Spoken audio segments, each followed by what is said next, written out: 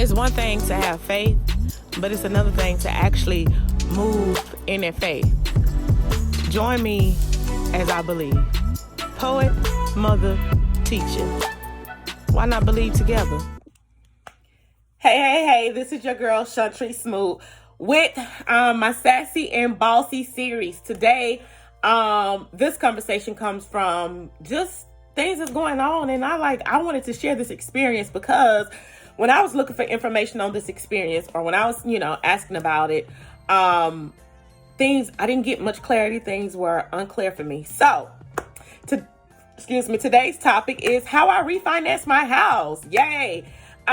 Just to give you a background on it, when I first bought my house, I financed it at a 4.75 interest rate. And we know during COVID, interest rates went down. So I cut my 4.75 interest rate down to a 2.3 interest rate with an APR of 2.5. And I want to make mention, guys, during this process, you definitely want to make sure you pay attention to the APR, because the APR are the fees that you're going to pay throughout the year. Okay. So the first thing I did was I kind of did some research just to see if I wanted to refinance. And I watched the rates, of course, too. During COVID, the federal rates was going down. So I watched the rates, which means you have to be constantly looking at the news or newspaper or whatever so you can have an understanding of the rates. Let's just be clear.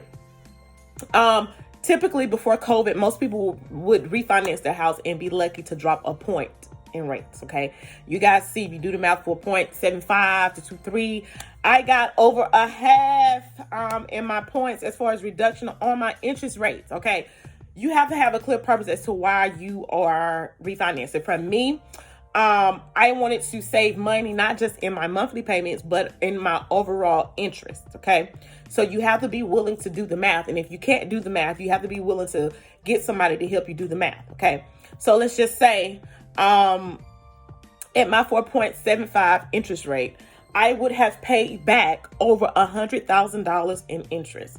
And I think it was a little over $100,000 in interest. Just think about what I can do with that money. Yeah, I know you're paying it back over 30 years, but just think about what I could have done or what I could do with over $100,000. So when I refied, now I'll pay back a little under $60,000 in interest, which for me, that $40,000, I am definitely going to put to use. It's not all about the right then and there. It's the overall big picture. Okay. And then two, most people tell you when you refi for 15 years, it's definitely, you should. But for me, I had other priorities, okay, that I wanted to put in front of my house. And you guys will hear more about that later on in the Sassy and Bossy series. And the reason why I just went on ahead and went for 30 years, my main thing was getting that interest rate cut, and knowing initially what I wanted to do with the cutting interest rate and with the lowered monthly payments. Mind you, had I done a 15-year, my payment would have still been the same as it currently was, and still would have had the low interest rate and would have been done. But like I said, again, there were other things that I wanted to do, so I wanted to make sure I expanded different ways of expanding my income. Okay, so you have to be willing to do the math. The next tip I will give you: there are trolls. Okay, I call them trolls. There are trolls. People are sending letters in your mailbox trying to get you to refi. Do not go with those trolls. Do not go with those trolls. Okay. You definitely want to go with someone who will not necessarily benefit. I mean, they all benefit. Let's just be honest. They all benefit from you refinancing. But it's not like if you refinance with the mortgage company that you're already with, they already have you. So they're not trying to get you. They already have you. Now, when the mortgage lender sets up the loan, of course, he's going to add points so he gets paid more money. And that's a whole different ball game. Okay. Of course, he's going to add more points and, upcharge certain things so that he can get more money. But overall, your mortgage company that you're currently with, they already have you. So they don't really necessarily need you. Okay. So you don't necessarily have to worry about them trolling you. Okay. What I will say though, if you decide that this is something you want to do, you need to stay on top of the process. And also try to get a rate lock. And the reason why you need to stay on top of the process is because rate locks are only given for a certain time frame. I think mine was given for 90 days. Okay. Rate locks are only given for a certain time frame. So you want to make sure you stay on top of your stuff. So you give the mortgage company no excuse, okay, as to why they change your rate. Okay. Cause they will, oh, well, we didn't get this. We didn't get that. We didn't get this. And it is helpful to call and make sure that they got whatever they say they got. Once they send you an email corresponding with you, now you got their contact info. So utilize that. So you can show proof, hey, I've been trying to contact you guys. I've been doing this. I've been doing that. Because they're going to try to hold up the process as long as they can to see if rates are going to go up. Okay. So you definitely want to make sure you stay on top of that. If that is something, that you want to do, make sure you have all your documentations. Okay. Me personally, I did not take a cash out. Okay. Nor did I even touch my escrow or anything like that. To me, it just didn't make sense. Okay. It would have been foolish. So I transferred my escrow over, what I already had in escrow to the new loan. Because I am trying to expand my income. I don't want to momentarily use escrow or cash escrow out and have to put it right back in. To me, that doesn't make sense, but that's just my opinion. You have to decide what works best for you. But I highly, highly, highly recommend no cash out unless you're trying to do something, as far as starting a business or something like that, a major purchase that's going to make you money back. But to take it out just because, that doesn't make sense. It really, really doesn't make sense. That's not a bossy move. Like, okay, so we trying to be sassy and bossy. That's not a bossy move. So you want to make sure that, you know why you're doing what you're doing. Okay. Closing costs, a lot of times they'll put it in your loan. If you don't want it in your loan, let them know and go ahead and pay closing costs. It's not that bad. I mean, we know closing costs are always between $3,000 and $5,000. And they're going to try to run it up on a refi. They're going to try to run it up as much as they can because they know now rates are so low where they had you in at 6, 7, 4, 5.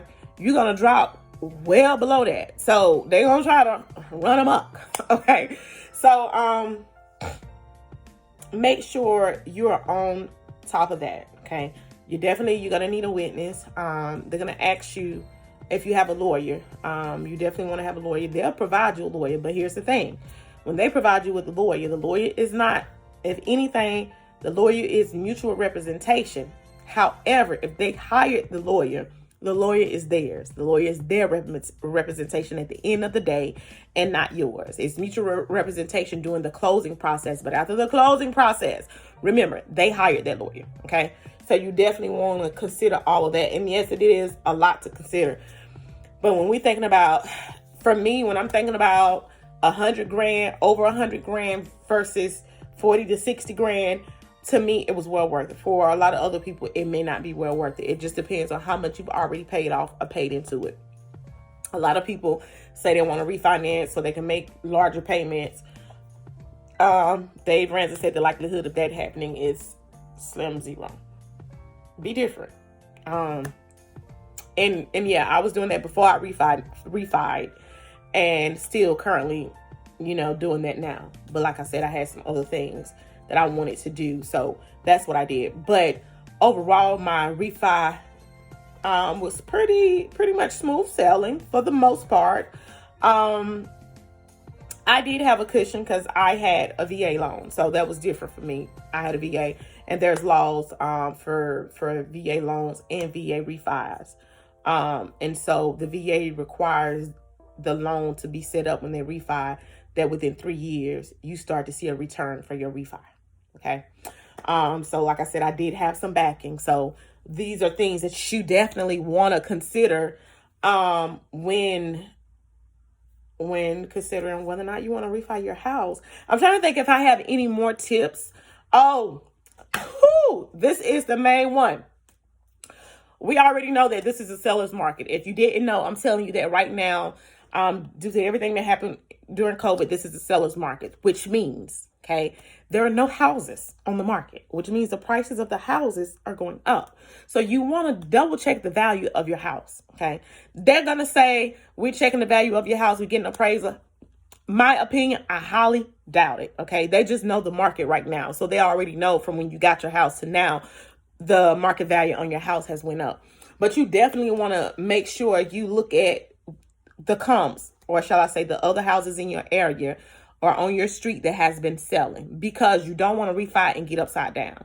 Let's just say, for instance, your refi, the houses in your area are selling for 140, okay? And your refi with closing costs, and they put all that stuff back in there, you're dead at 140 or you're at 145. At this point, you are upside down, okay?